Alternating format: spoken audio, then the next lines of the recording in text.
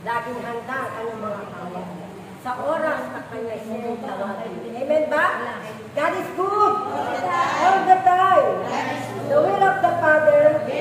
Yes, I will. Malakas na palakpak sa ating Panginoon. So, handa na po ba tayong lahat? Amen. Amen. Yan. Kailangan alive. Diba? Focus tayo sa ating Panginoon sapagkat pagsasaluhan po natin sa mga oras na ito ang kanyang mabuting balita. Amen ba? Wala nga po na talagang siyempre sabi nga hindi tayo hindi ako nakapagnilay pero sabi nga manalig lang tayo at sumagpalataya at magdiwala sa ating Panginoon at hindi na tayo pababayaan. Oras na tumayo po tayo sa kanyang banal na harapan ay handa na po natin ibuka ang ating mga labi. Diba? No? No, ayon nga po sa banal na kasulatan, no? Na sabi nga sa ating Panginoon, no? Guro, meron po kaming nakita na gumagawa ng mga kababalaghan sa iyong pangalan. Diba? Ano sabi ng ating Panginoon? Ang gumagawa ng kababalaghan sa pangalan ko ay tunay na panig sa atin. Amen ba? Amen. Oh. Yung mga iba na nagpapahayag ng mabuting balita, ngunit pagtalikod naman iba. No? Yun ang dapat natin bantayan, mga kapatid. No? Sapagkat hindi yun tinuro ng ating Panginoon. Amen ba? No? Kaya kailangan, pag tayo ay nagbabahagi ng kanyang mabuting balita, ng kanyang kalooban, kailangan handa natin talagang siya ay ating ipaglaban. Amen ba? Marami ang naglipana sa mga daan upang magpahayag ng mabuting balita. No? At ginagamit din ang pangalan ng ating Panginoon. Ngunit, kulang. No? Kulang ang kanilang pagpapahayag. Hindi tulad natin na tayo ay pinupuno, patuloy na pinupuno ng ating Panginoon. Amen ba? Amen. Malakas na palakpak sa ating Panginoon. Kasi kung tayo po ay hindi patuloy na nag-aaral ng kanyang salita, hindi po tayo makatayo dito sa kanyang banal na harapan. Kasi walang mamumutawi sa ating mga labi. Diba? Mababla po tayo eh. Wag po natin, tayo po yung magtulong-tulungan. Sapagkat tayo ay patuloy na tinuturuan ng ating Panginoon Diyos na buhay. No? Sa Kanya po tayo umaasa. No? Hindi katulad nila. Nagbabahagi nga sila. Pero hindi nila kakilala ang ating amang kataas-taasan, kundi ang kakilala lang nila ay ang ating Panginoon Jesucristo. No? Siyempre, kung may anak, may ama. Yun ang hindi nila kakilala sapagkat yun po ay aking narinig. No? Nagbabahay-bahay sila. Kaya kahit ewan ko nung pagbabahagi nila, hanggang doon lang sila sa may gate. Hindi sila pinapasok. Ano? Oo, nagbubuklat sila ng Biblia. Ngunit kulang eh. Kulang ang pagpapayag nila. No? Eh, nagkataon naman na ako'y papanabit. No? Paglalakad ko gano'n, ay narinig ko. Kaya sabi sa akin, gusto mo bang makapakinig ng mabuting balita? Siyempre ko naman. Eh, pupunta kami sa iyong tahanan. Kasi po, palabas na po ako. Papunta na po ako doon. Sabi ko nga. Pero kung nagkataon na ako'y nandun sa aking tahanan at sila'y pumunta, tatanggapin ko sila. Kasi nga sabi sa atin ng ating pangit, ng ating lip servant, tanggapin natin. Diba? At pakinggan natin ang kanilang salita tungkol sa paghahari ng Diyos. Amen ba? Oo. Hindi nila kakilala siya mangyari. Yun ang kakulangan nila. Ang kakilala nila ang ating Panginoon Jesucristo lamang. Di ba? Kaya nung narinig ko yun, sige po, papaalam na ako, sabi ko gano'n. Kulang na. No? Although sila'y nagpapahayag ng mabuting balita ng ating Panginoon, kulang pa na minatawag sa kanyang mga labi. No? Kaya nga po tayo magdunong-dunungan, no? Dahil sabi niya, ang ating dila ay huwag natin gamitin sa anumang salita. Sapagkat ang dilang yan ay dila ng Espiritu Santo, di ba? Bagamat ito'y pinakamaliit na bahagi ng ating katawan, ngunit ito ay nakatutupok ng maraming kabayan. No? Nakakasira ng ating mga kapwa. Dahil nga sa dilang yan ay mapusok. Diba sabi niya, kung ang bibig ay nakakapagsalita na hindi tama, tukitin na natin. No? Oh, di ba daw umakyat tayo na wala tayong bibig? Diba? Huwag lang tayo mapunta sa impyerno. No? At sabi nga, ang ating mga mata, tanda natin mga kapatid, ay makasalanan. No? Titingnan mo lang. At kung ang pagtingin mo nga ay mayroong kahalayan, aba, nagkasala ka na kapatid. Di po ba kapatid? Oo. Di bali daw bulag kang umakyat sa langit. No?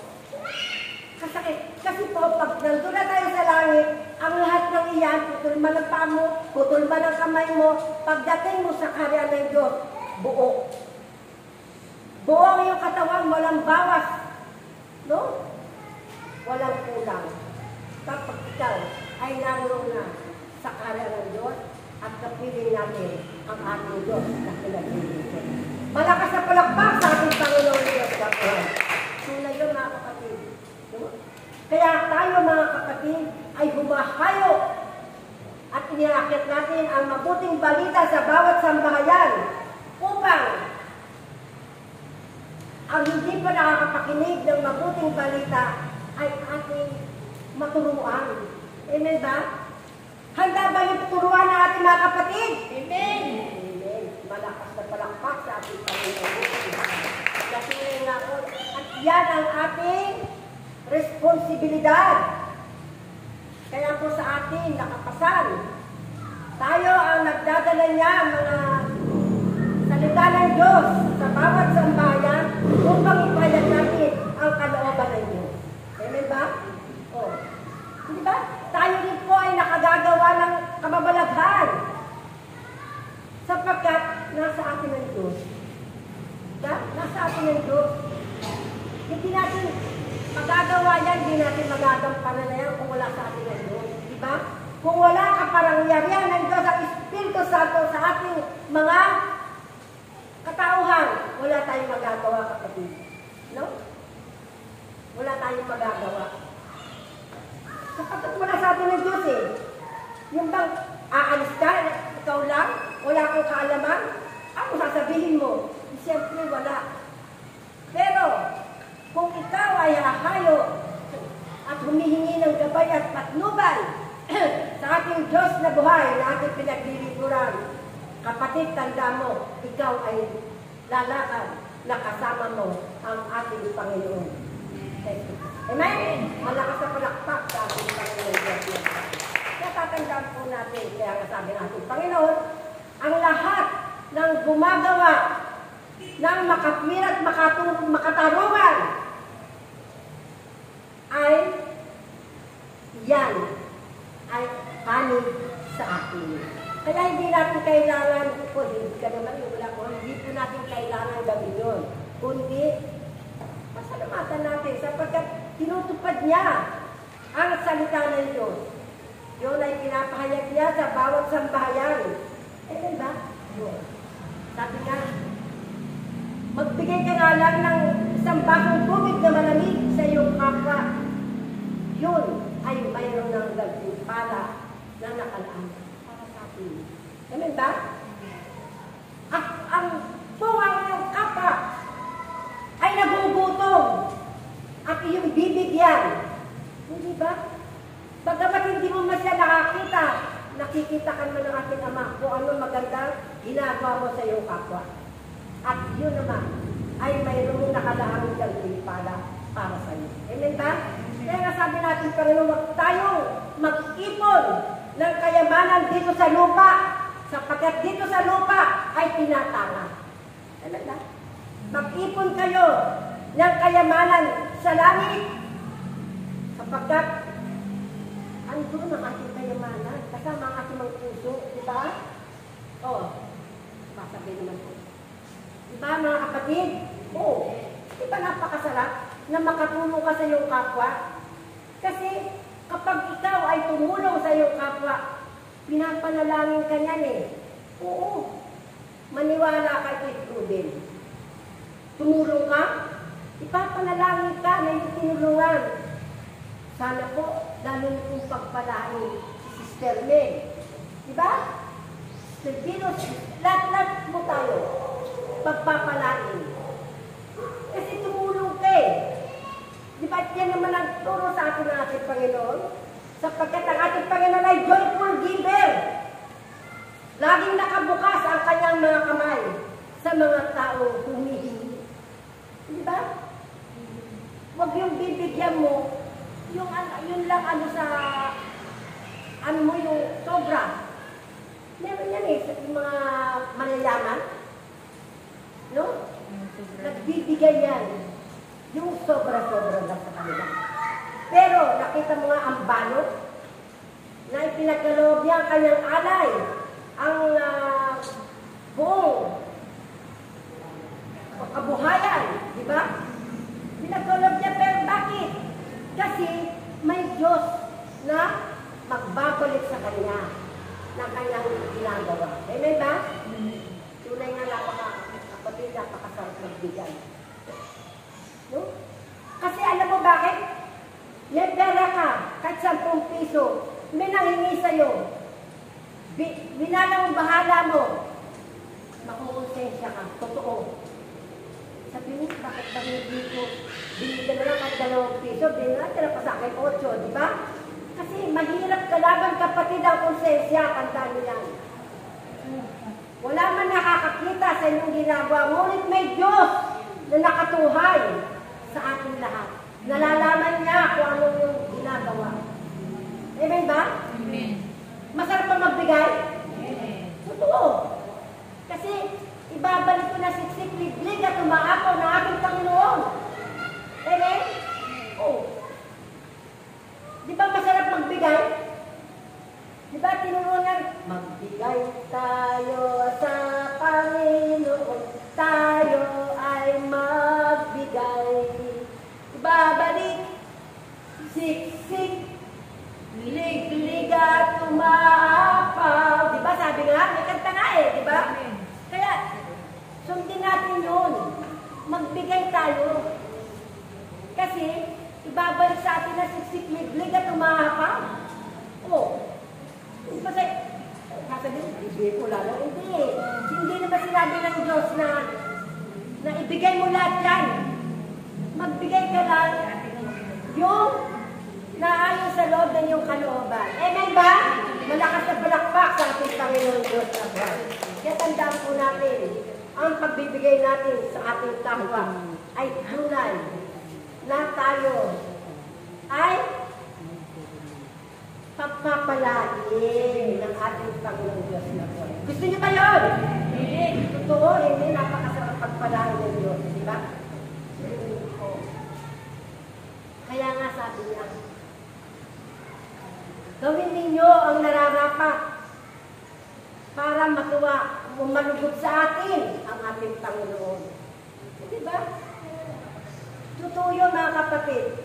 Kung ito lang sa aking observasyon, tayo lumahayo at tayo pinahayo ng ating Panginoon.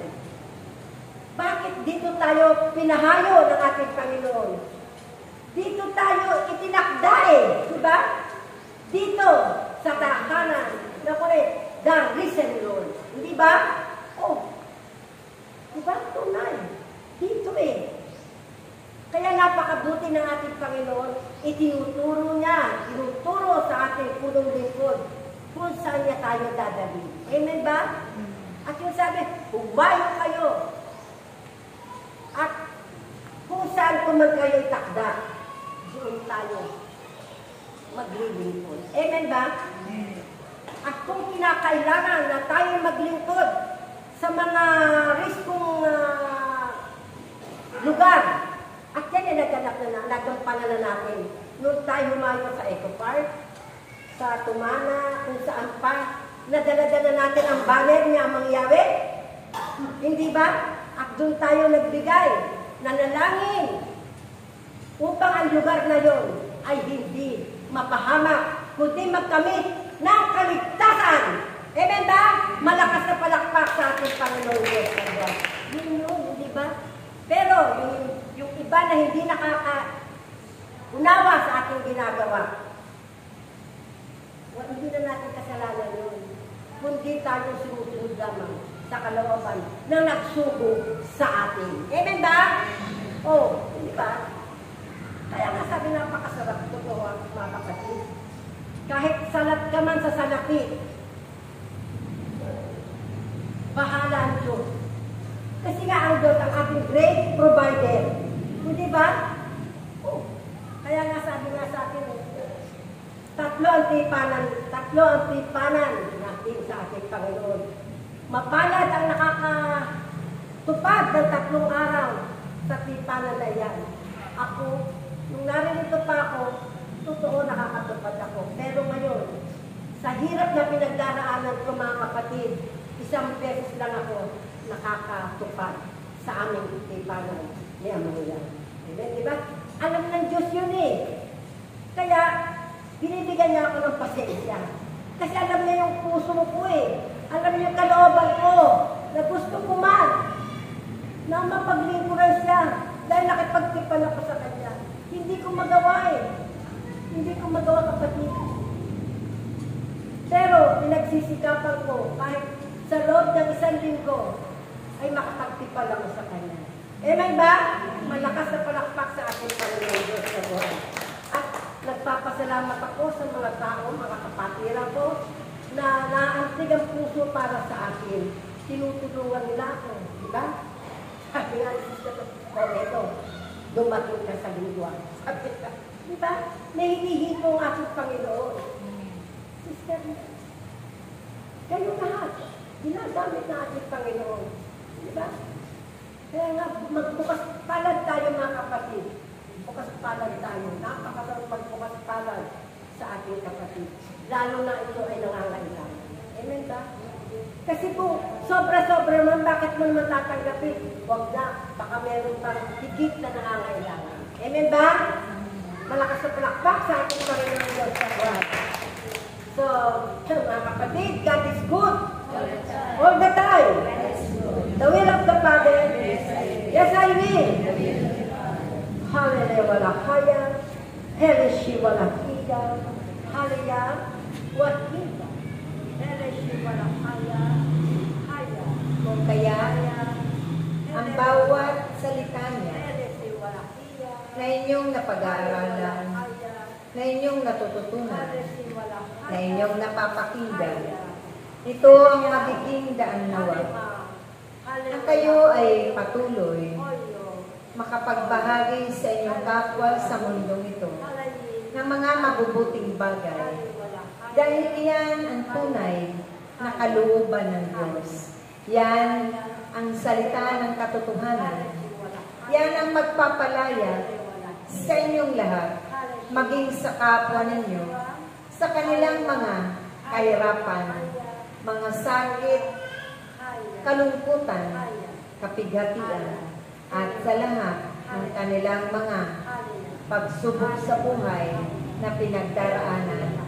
Pagagaanin ng Diyos ang lahat ng ito dahil siyang Diyos na mapangyayari niya ng lahat sa bawat buhay. So, ang gandang narinig nyo mula sa kalooban ng ating Panginoon. Diba? So, malakas na palakpak sa ating Panginoon. So, yun lamang po, nawa na meron po kayo napulot sa aming binahagi tungkol sa Ebanghelyo ngayong araw na ito. So, yun lamang po at God bless us.